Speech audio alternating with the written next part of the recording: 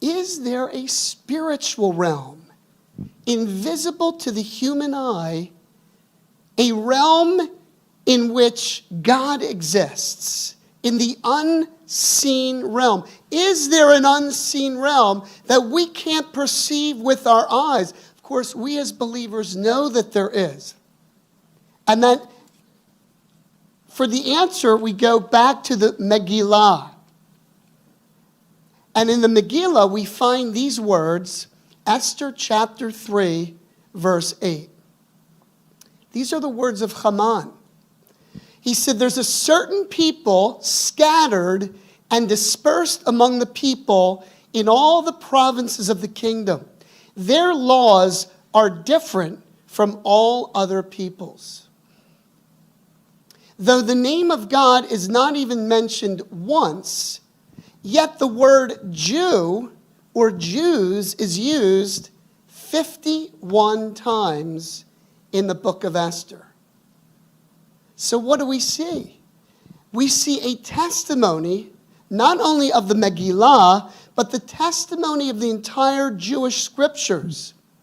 And here's the testimony: that the invisible God, who you cannot see right now with your eyes, the invisible God revealed himself to a chosen people and made an eternal covenant with them, and that this Jewish nation would represent him to the world.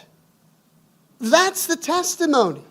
The invisible God has chosen a people through whom he would reveal himself to the world. He appeared to Abraham. He spoke to Abraham, made a covenant. He appeared to Moses in the burning bush.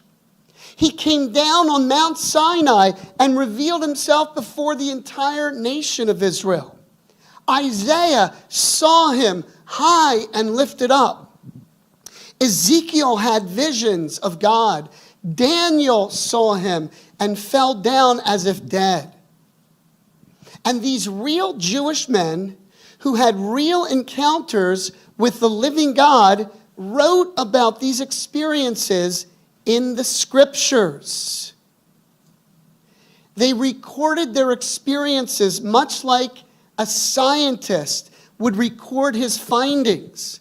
What they saw and heard, they wrote for us. And just as it's necessary to use a microscope to see that bacteria, just as it's necessary to use a telescope to see those stars far, far away, it is necessary to use this instrument, the instrument of these writings, to see the reality of the spiritual realm and understand the relevance of the living God who dwells there. Amen? It's through this instrument that we know and perceive an invisible God. And without these writings, we are blind